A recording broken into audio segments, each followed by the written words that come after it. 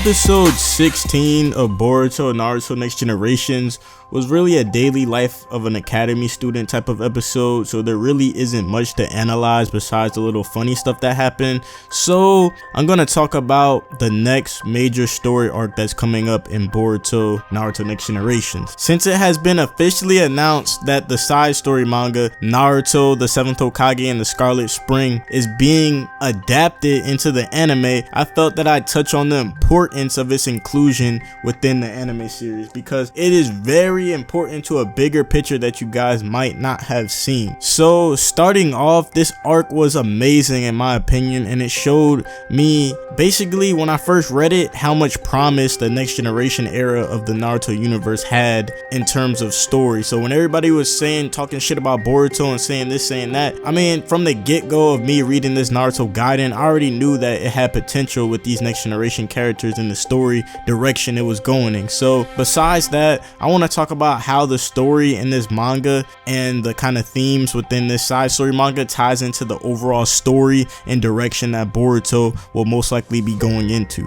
So in this 7th Hokage Scarlet Spring manga, we're introduced to this character named Shin Uchiha, who was once a test subject for Orochimaru. Now his special genetic makeup allows him to freely transplant tissues and organs without any chance of rejection. So Orochimaru and him made clones of Shin from Shin's teeth and nerves in order to conduct experiments in which they actually discovered a whole bunch of secrets of genetics. They basically discovered all the secrets of genetics. So I also want to point out that Shin isn't really an Uchiha. He just became obsessed with the Uchiha clan and he imitated them to like every aspect of them, like the clothes, the name, and he even implanted Sharingan throughout his whole body since his genetic makeup allowed him to do that. So he was basically on some Kevin Levin shit. If you ever seen Ben 10, that dude who absorbs everything and just takes in everything, he was on that type of shit. So I also want to tell you guys that Shin Uchiha's Sharingan embedded arm was transplanted to Danzo. So Shin ties into the world of Naruto quite a lot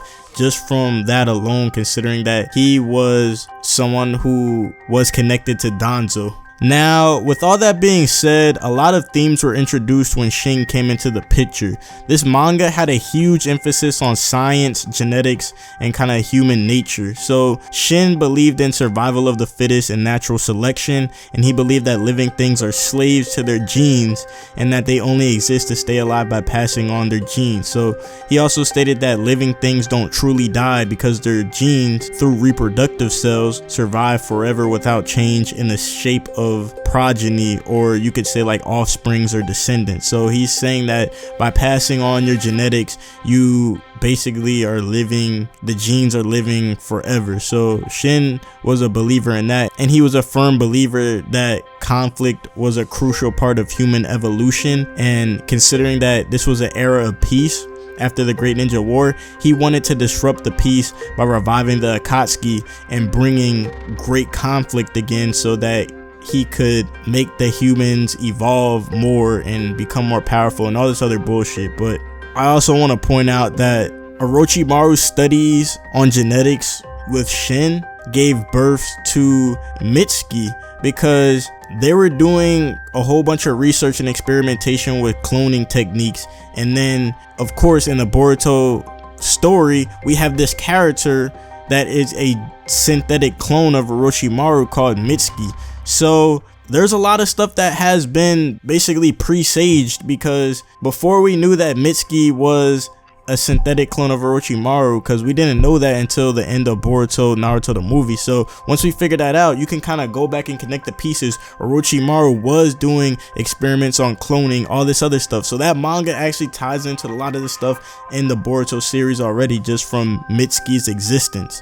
So both Shin and Orochimaru cloned themselves, considering that in this manga Shin had a plethora of little clones of himself, and then we know now that Orochimaru has a synthetic clone of himself too, named Mitsuki, who he actually treats like his son, where Shin Uchiha didn't treat his clones. He called them his sons, but he basically just used them as spare flesh and spare parts. So one thing I know for sure is that the characters and events don't happen in a story for no reason at all. There's always a reason behind things happening in a story and things being shown. So Shin Uchiha was introduced to presage the direction and open the path for a lot of themes involving cloning and genetics within the Boruto series. So I definitely think that those themes are going to be very crucial and very important in the Boruto series. So the fact that they are incorporating this arc into the anime further backs my point behind there being a definite reasoning behind this specific story arc and the characters and what happened in there. And we even got a lot of emphasis about genetics and all that other shit from Sarada trying to figure out who her parents were. So now that I think about it, they did have a the whole manga in an overall sense was based on those type of themes, even on the other side where Sarada was. So now when I analyze all this information, I also came up with a Kawaki story and identity theory that ties into the themes presented in this manga. So if you guys want to check that out, please go check out the Kawaki theory. It is very interesting and it ties into what happens in this Naruto side story manga. And I think that when more people see it, considering it's going to get animated, more people will understand my Kawaki theory, considering that sometimes people need to see things in animation and need to see it like in motion in order for them to actually grasp the concepts presented within something and not just read it in the manga, because a lot of people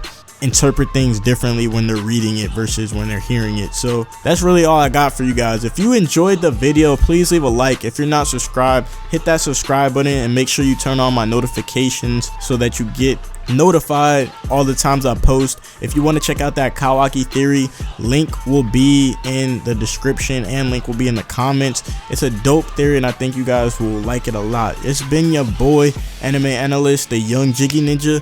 I'm out of here, guys. Peace.